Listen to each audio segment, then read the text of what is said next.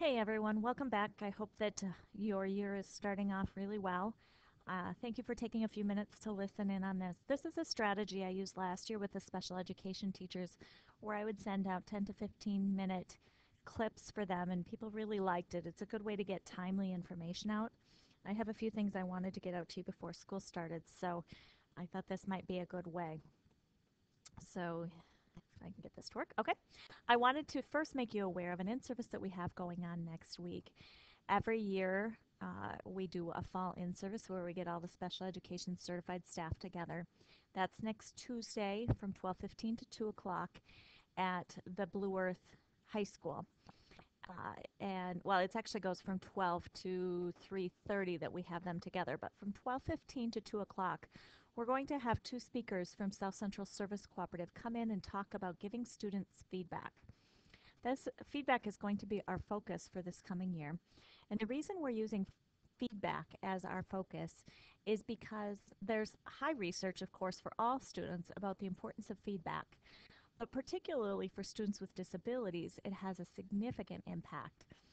And so we're going to have the training for all of the certified staff on how to give feedback. We're also going to give them an opportunity for them to get together and talk about what does feedback look like in their unique situations. Because feedback for an occupational therapist may look different than a traditional classroom teacher, which may look different than a school psychologist, that type of thing. So if you're interested in sitting in on that, feel free to. If you could just give our office a call and let Megan know that you would also be coming to that in service. You're welcome to come to all of it, part of it, whatever works for you.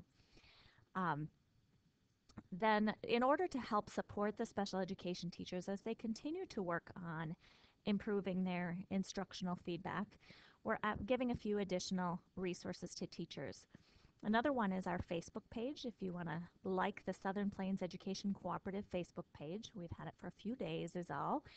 And about 3 times a month, there will be a quick little tip or a strategy or a fact or a quote or something about feedback to hopefully get conversations going about feedback and get people using new strategies. Another strategy that I'm going to use is monthly updates similar to this, where I will give general updates about what's going on in the cooperative, some tips and strategies regarding other areas, and then also strategies regarding feedback, and then reminders regarding due process. If you'd like to get on that email list, let me know, and we'd be happy to get you added so that you can also listen in on those updates. And then the other piece is a piece that we've been doing called Random Observations. It really encourages our coordinators to be using good coaching strategies, and so we're going to be having them also focusing their coaching on feedback. What they do is they get the name of a case manager from Megan, my assistant, and she'll, or not necessarily a case manager, any certified special education service provider, and she'll send out a name and say, hey, go observe so and so. The coordinator will look at the staff's schedule and find a time that works, and then they'll go and observe what's the student doing, what's the teacher doing, and is the teacher working towards the student's goals and objectives. The coordinator then pulls the special education file and makes sure that the paperwork is up to date, and some of our initiatives that we've done related to due process and giving the teacher feedback regarding that. And we're adding this component. Now, this is from Hattie's research on the 4 levels of feedback. And I won't read all of this to you. You can read it yourself. But here are the 4 levels of feedback, with the lowest level being self-feedback or praise. The research regarding praise is actually quite poor. That can be harmful to students.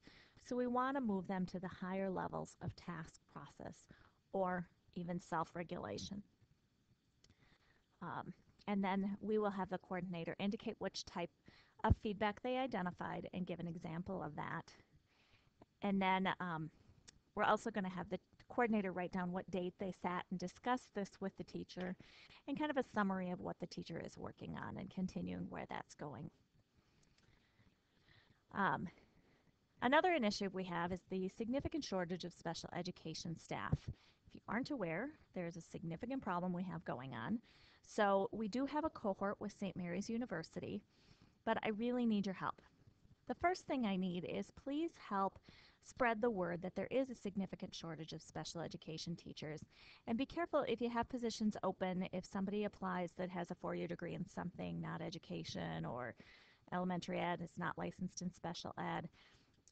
Encourage them to pursue special education license, preferably get them in touch with me so I can discuss options that they have, um, and maybe help them find another position.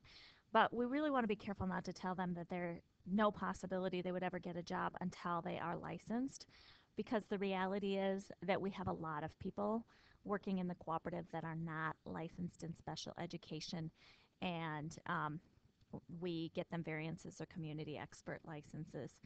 And you may not be in that position right now, but you could be in the near future. So we do have a cohort through St. Mary's University. It starts September 12th, so if you have any possibilities, if you could please try to help reach out to people in the very near future. This is a one-time shot. All of the courses are going to be offered right in Fairmont. The first year of courses, so this is open to anybody who has a bachelor's degree in anything other than education.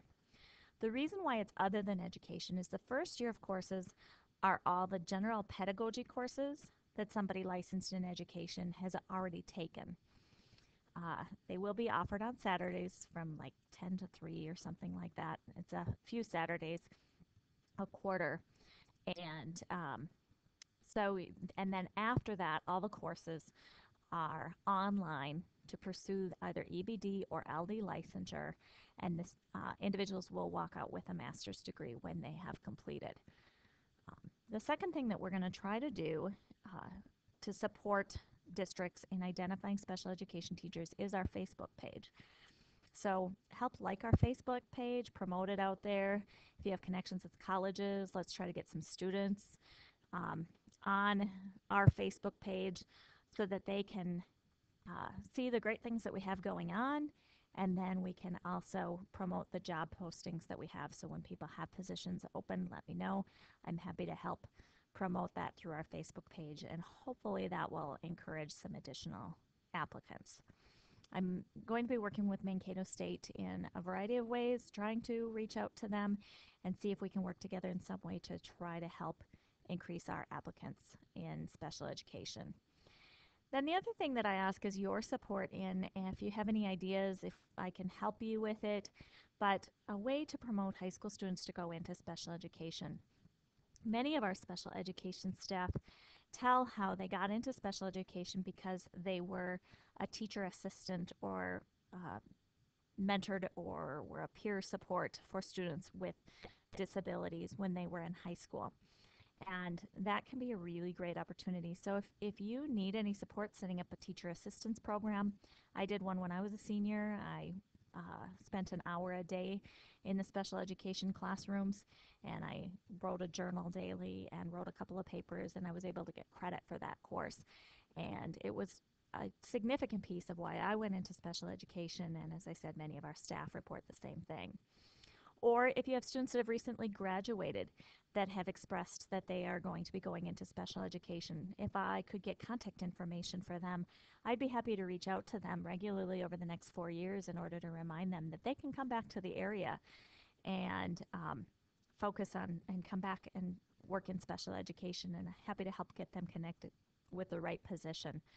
So if you have any other ideas for me, I'm really open to them. There was a legislative change regarding paraprofessional training.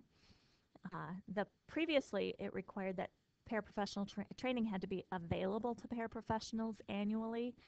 However, now it is required that paraprofessionals must get training annually. Most of our districts have covered that through our paraprofessional training that we're having again at Blue Earth High School next Wednesday.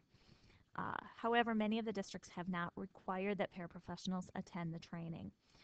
Somehow you do have to have some kind of required training. If they don't attend our training, you would really need to have something within your district. And if paraprofessionals regularly, I know that many of them have children and like to take those days as personal leave days, but if they're doing that regularly, you are not meeting the required components of this law. So if you need support with that, let me know. The additional piece that was added to this law as well is that there has to be training specific to the unique and individual needs of students that they will be working with. And so I'm going to be sharing some things with the special education teachers next week. The first is a form that has a statement that has this statement on it. I've reviewed the attached IEP for student's name. I understand the information, a confidentiality statement, and then if they have further questions, they can contact the case manager. And then there is a spot for each person who works with that student to sign off. So that might be one route to provide that specific training, because if the IEP certainly should address the unique needs of the students. Another piece is going to be the MyInfinitec. If you remember last year I shared this with you. This is an online video training system that we have available for anybody who is employed by any of the member school districts. You just go to the myinfinitec.org, click the register button. Oops, I didn't flip over to that page. Hold on a second. Here we go. So you just go right to this website, click on the register button, and if they complete that, and be sure to list your district as their employer, individuals can go into this system, and there are a wealth of resources. The most significant is the online classroom, and down here are all the different categories of trainings, and then within each of those are many, many courses that are available. They can also click on the online classroom catalog here for a list of courses, and after they watch the video, sorry, I'm not signed in, once individuals are have signed in and are registered, then there is also a quiz that goes with the videos. So with most of the videos, and they can take a quiz, and that quiz would be worth CEUs if they are teachers, or would also be a very helpful resource for the paraprofessionals that need to have required training. So we'll be giving some suggested videos lists at the training next week for special education teachers given by each disability areas. So those are some resources we'll be helping with meeting that law. All right, sorry, there we go.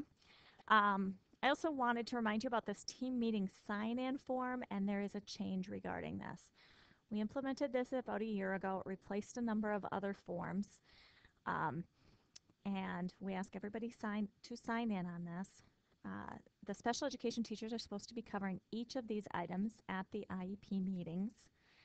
And then at the bottom is where we have the excusal if somebody has a required team member has to leave the meeting.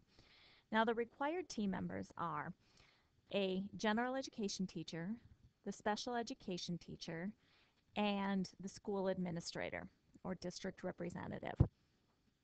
If one of those people has to leave the meeting, in the past we just had the form signed.